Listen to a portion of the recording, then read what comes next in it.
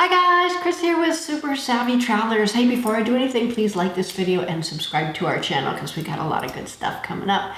Anyway, as you know, we've been scouring the Tuscan countryside to find the best values, and we've found so many. And a lot of them center around the Siena area, the province of Siena. So if you're going to the movies at all lately and seeing any of these movies that are based in Italy, most of them are filmed in the Siena area. Why? Because it's gorgeous there. It's everything Tuscan that you ever want in that one region. And within that region, there are some very affordable and very beautiful properties like the one we're going to show you today. This one is fantastic. Now, it's in the little town of Sinalunga in the historic center. And what I love about Sinalunga Historic Center is it's quite big. There's all kinds of shops and restaurants in the historic center. And there's not a lot of steps and stairs and awkward pavement stuff. So it's very easy to get around. Parking is actually really very easy. It's a really nicely thought out historic center and very, very comfortable. We just love Sinalunga for that reason. And it's only about, 10 minutes away from Torrita di Siena. So we go there for shopping. And we go there to visit our friends at Angelo Fiorito, which is a lovely shop there, and the owners are magnificent. Anyway, I wanted to show you this apartment. It's an apartment in the historic center. It's 2 beds, 2 bath, 70 square meters, recently renovated, and it's really, really nicely laid out. And I think it's a fabulous value. Let's take a look. Now, first up, we have the floor plans, and you're going to see Posto Auto Esclusivo, which is your own garage, okay? It's a very nice garage. RIP means ripostiglio, which is a storage area, and Atrio Comune is basically the communal area there. It stands for lobby or atrium or whatever, but I don't think it's covered. I think it's just part of the comune.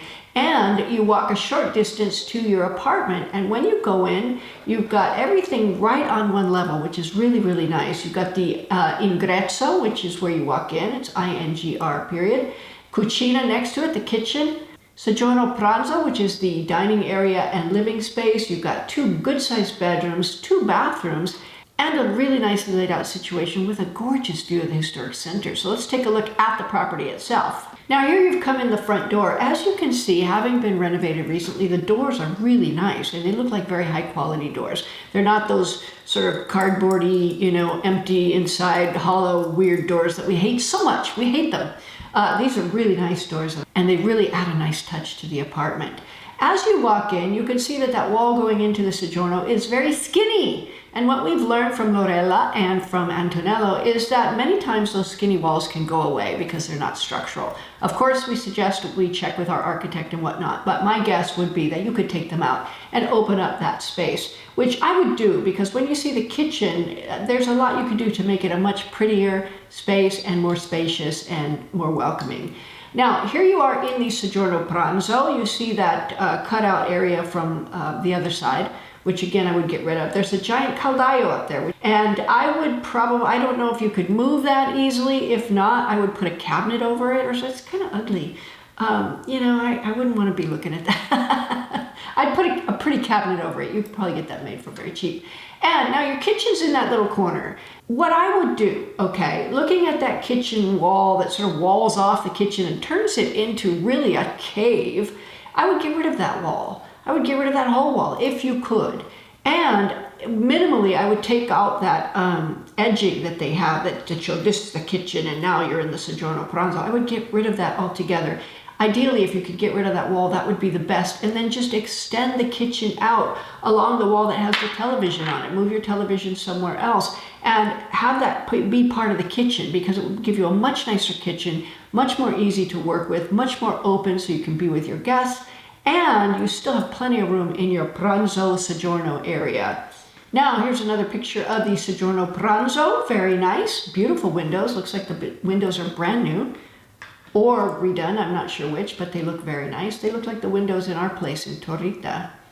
Nicely made, double glazed, all that stuff. And here's another view of it. It needs a little, it needs some crisp paintings on the wall. Lucky for you, my gallery is going to be opening very soon and you can come put all these beautiful, colorful paintings on your wall. Okay, there's another picture of the Soggiorno Pranzo looking out into the ingresso, which is the entrance, the foyer. So much you could do to open this up. And here's the kitchen. I do not need to belabor the point that this kitchen needs to go and it needs a total redo. So, kitchens. If you did what I would do there, you'd probably get one for maybe 10K. Really nice kitchen. Now remember, kitchens don't come with the units. You have to put in your own kitchen. And in this case, that's a good thing because you can have them take out the kitchen and get rid of it, which I would do. Unless you want to live there for, you know, a while and see about the flow. Like if it's a vacation home, you spend one vacation period there and go, okay, and see how the flow of life goes, and then make your changes based on how the flow of life really goes. You're not married to the idea that the bedroom's a bedroom and the sojourner's a sojourner. Obviously, it makes sense in this floor plan, but it doesn't have to be that way. So anyway, I would get rid of that whole kitchen, even the backsplash tiles. If you're going to do it, put in some really pretty backsplash tiles and make them extend out into that sojourner area so it really makes the kitchen bigger and it actually becomes part of the kitchen. You could do some really beautiful things, and we've seen some stunning backsplash tiles. Of all the tiles that I love to look for, backsplashes are my favorite. Here's one of the bedrooms. Look how big it is. It's giant. And I love the windows. There's so much light coming in. You know, for a historic center property, a lot of times there's not a lot of light because they could be closed in on two sides. This one's got beautiful natural light. There's the bedroom from another corner. And yet another view of the bedroom, so you can see it's quite large. Now here's the second bedroom. We had to sort of guess on that because there's no bed in there, it's just a table. But it looks like you've got a gorgeous view out the front, which is really, really lovely. This bedroom is also quite large, as you can see, and brand new central heating. Really nice to have in the winter time there because it does get chilly. Now here's bathroom number one. It needs a little bit of love, and let's talk. Okay, the shower. Now, from this view, you can't really see, so I'm going to move over to the next view of the shower. Look at that shower. There's like this much room on the other side of the shower. Why not just get rid of that shower, get all new tile in the bathroom. Do it so pretty because you could really do some beautiful things. Make that shower pan go down. It's kind of dangerous to step down from a slippery shower onto a slippery floor or whatever. Bring it down almost flush or as flush as you can. Move it out all the way to the wall and just put in a piece of glass that looks so much prettier. It keeps the water in, it gives you a much bigger shower, and it's just much more aesthetic looking. So that's what I would do with the shower. And here's another view of the same bathroom and shower. Now you'll see if you look at all three of these pictures. Oh, I think that's Mirko in the mirror. Hello, Mirko. Anyway, the fixtures, you see how they stick out from the wall? You know, usually it's like 6 inches. This looks almost sticks out a foot, and there's something weird behind the toilet there, or bidet. I think that's a toilet. Gosh darn it, move that toilet back in. Get the new toilets that go flush up against the wall. You can even get suspended toilets, which I like because then you can mop underneath so easily. And they're really quite pretty and very comfortable. I would get that. I would get the bidet that matches. Again, I would put in a sink unit, get rid of the old-timey medicine cabinet. Do something with that horribly ugly toilet tank. It's just not aesthetic. I would just really redo the bathrooms. You can redo the bathrooms there for probably about $5,000 each bathroom. Maybe a little less on the second bathroom because as you see here, the second bathroom I don't think has a shower.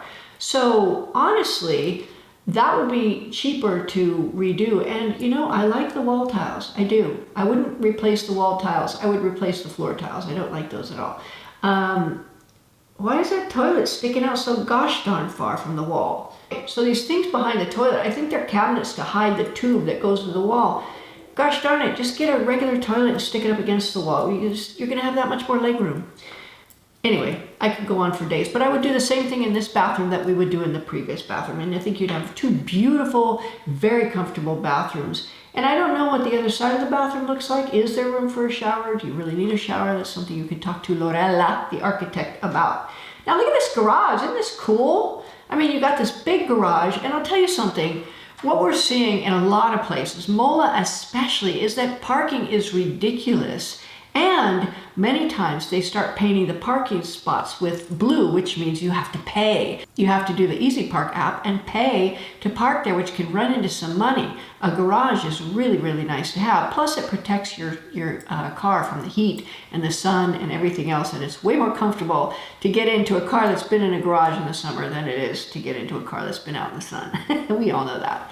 Anyway, there's your garage, and here is a ripostiglio. So you've got a big storage area right there.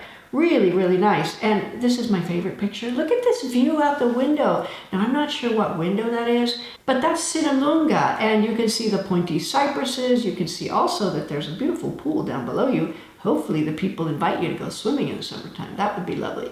But Sinalunga is a lovely town. It's in the most beautiful area in Tuscany. We love it so much. And this property is priced at $110,000. Who knows if it's negotiable? I would certainly try. And then I would get Lorella in there and have her redo the bathrooms and the kitchen, and you could have a stunning space. So there you go, guys. There's your Tuscan property, high value, very little to do on it to make it absolutely gorgeous, and your home. See you soon.